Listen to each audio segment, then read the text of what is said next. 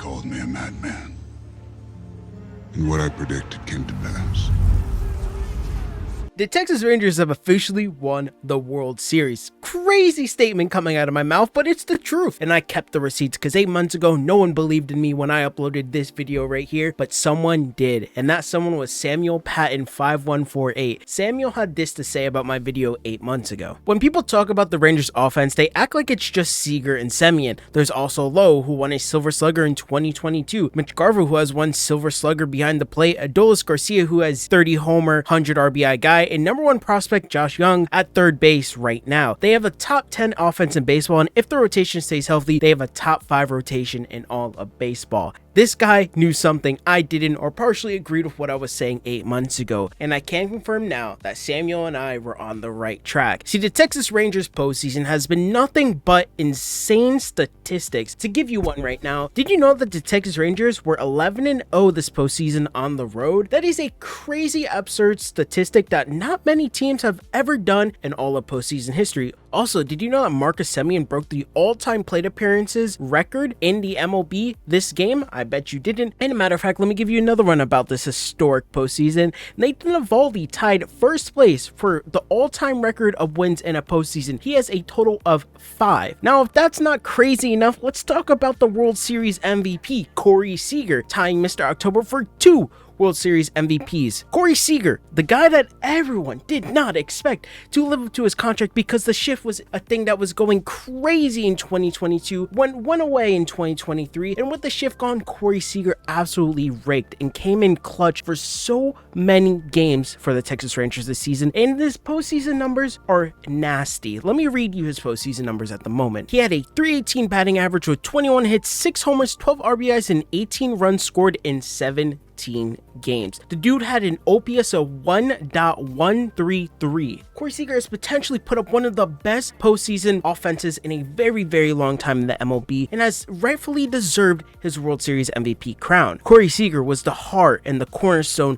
of a Texas Rangers team this postseason. And of course, speaking of cornerstones, let's talk about 2 different players. I'm talking about batters at the moment. Let's talk about Adolis Garcia and Marcus Semien. Adolis Garcia in the postseason was nothing but electric. He was the talk of the town. He was the guy that shut up the Astros. He was the guy that came in clutch and hit a ton of home runs. Unfortunately, in this World Series, he went down due to injury. But no, that was okay because you still had Corey Seager, one of the best hitters on that team, and Marcus Semien. Marcus Semien hit a bomb of a home run in this last game of the World Series. And the fact that the Rangers, besides those 3 core players on their team, still had a ton of professional talent like Evan Carter. You had Josh Young, like Samuel was saying previously, and you had a ton of others. Even Nathaniel Lowe came clutch. The Texas Rangers won this series frankly because they played better ball. And a great thing to say about the Texas Rangers, which I think is an accomplishment by the front office, is that they just had a really well-constructed team. No matter if a rookie was hitting or a veteran player, you had to be kind of nervous of the fact that the next person up to bat would be kind of scary on that Texas Rangers lineup. The Texas Rangers had a ton of pieces going for them when it came to their offense,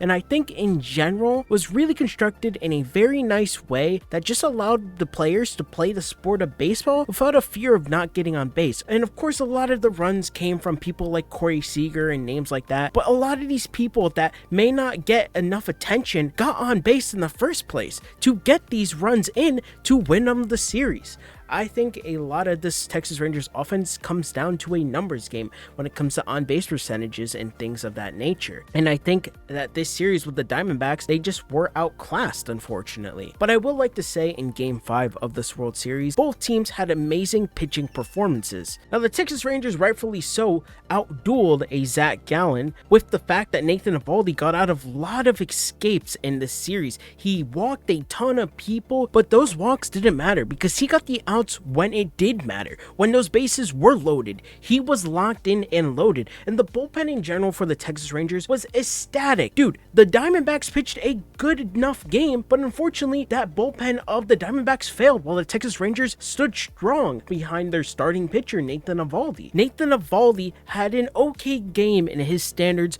but really showed up when the pressure hit. And Zach Gallen, man, he pitched an extremely good game. I mean, he had a no-hitter going into into the 6th inning.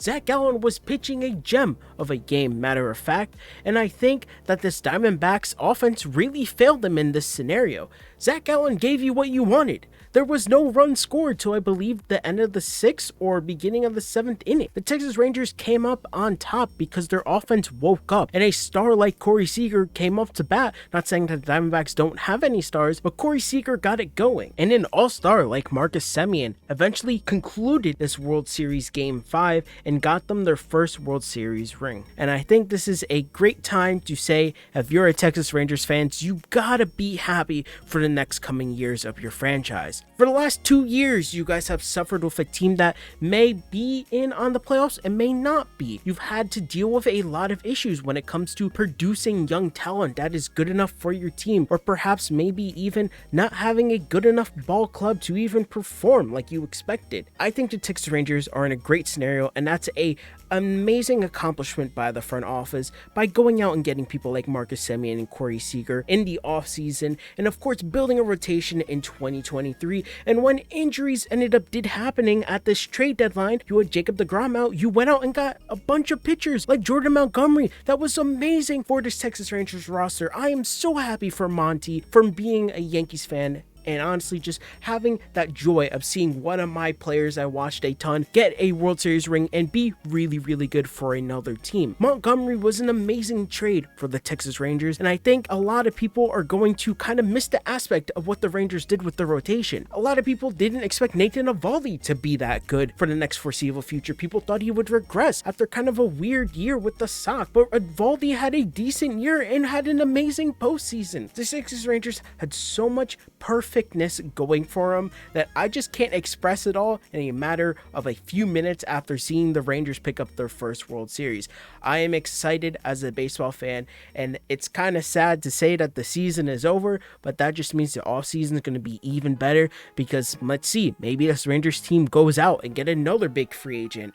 Is Ohtani the next in line? And also, let's not forget, if you want to win a World Series, you need Will Smith on your team. He is a back-to-back-to-back World Series, and if you want to win another one, you must get him on your team. Enjoy this win, Rangers fans, and of course, I just want to know your guys' thoughts. Rangers fans, was this everything you hoped for? Are you happy to have this World Series championship? I know you are. That's a trick question. But Diamondbacks fans, are you guys kind of upset because you thought you had a little more gas left in the tank there, and hopefully bring this to a game 6 or 7, depending on who would have won? I think the Diamondbacks had a fair chance, but honestly, this World Series kind of fell flat after that blowout against the Diamondbacks. I thought this game would be a lot more interesting, especially with Zach Gallen's performance, but we all know what happened. With that being said, thank you guys for watching. Have a great day or night when you're watching this. They called me a madman, and I predicted it came to pass. Have a great night. Please leave a like and subscribe if you made it this far. See you guys next year when I predict the next 2024 World Series champion, and I will keep the receipts again. Thank you, Samuel.